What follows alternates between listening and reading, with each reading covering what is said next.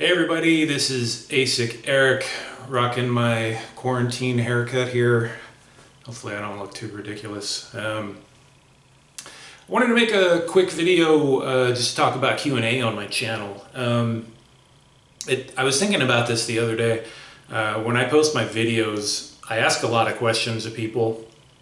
Sometimes things that are pretty easy to find, like I could quickly go on the internet and look something up and figure things out. Other times I have no freaking clue.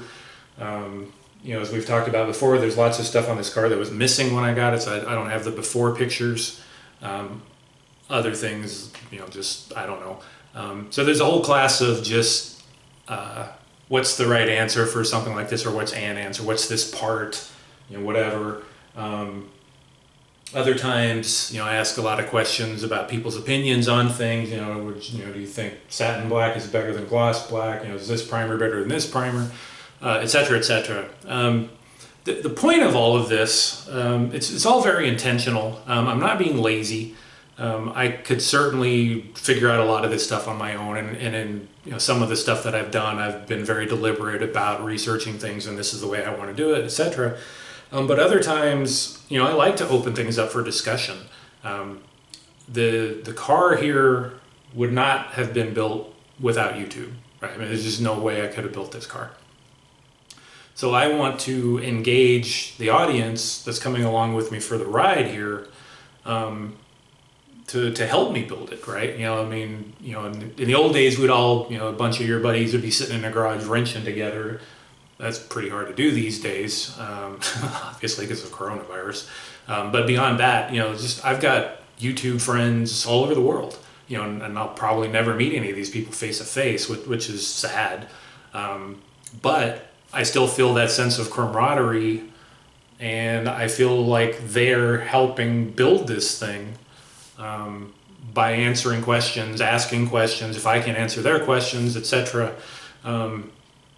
I think that's really great. So I don't want to be one of those channels where I'm just like, here's how I do things A, B, C, D, and then move on. And then here's how I do things A, B, C, D, and then move on.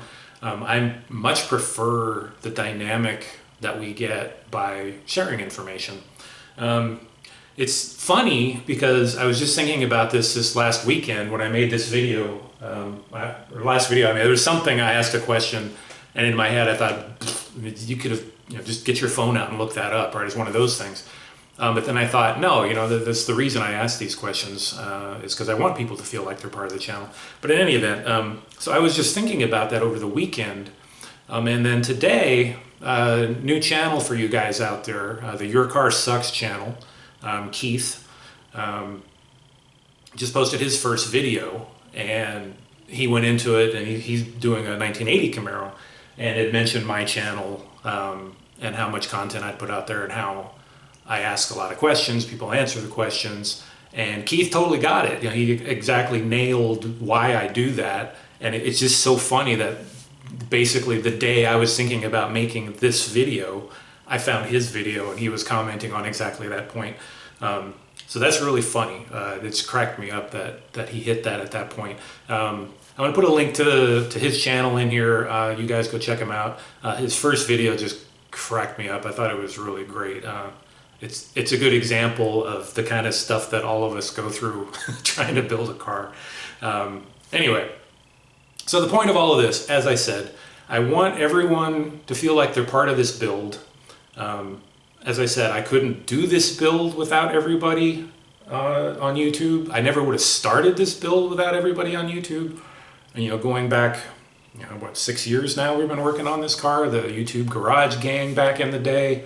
That's what inspired me to start this car, was seeing the kind of work that people were doing on YouTube. I thought, well, heck, I could do this. Let's try it, right? I'd never built a car like this before, right? So there's so many things on this car that I'd never done before. Never done body work, never done welding, never done paint. I'd done some mechanical stuff before, I've rebuilt an engine in the past and stuff, but, nothing approaching this. So that's what got me inspired. And it makes me feel so good when I hear people on YouTube tell me that they were inspired by me and others, obviously on YouTube, to do their own projects. That's fantastic. I mean, it's so cool, especially, you know, people doing family projects like Keith and his son Dylan working together, and the celebrity who shall be unnamed at this point. It's just great, right, to see people working together. You know, Russ, Double R, with Sammy, you know, working in the garage and stuff. I could go on and on. You know, so it's just great to see people in the garage and the family, you know, doing stuff. So this is my chance to bring you on board for the ride, and hopefully you get something from it. I certainly get something from it. I would have probably given up on this project a long time ago, or never started it in the first place, without that community. It really does motivate you. As I say from time to time in comments, you need a kick in the pants every once in a while. You know, all these things can get tiring after a while, and you're kind of, do I want to go out there today? And you get a comment on YouTube. Somebody said, "Oh, this is fantastic. I love what you did there. That's so cool. I'm going to go try that." And you get inspired again, and you're, all right, let's go do something else. Yeah, let's keep going. Anyway, this is a long and rambling video. I didn't mean for this to be this long, but I wanted to say thank you to everybody that's helped me on this journey. There's so many of you people that comment on the videos regularly.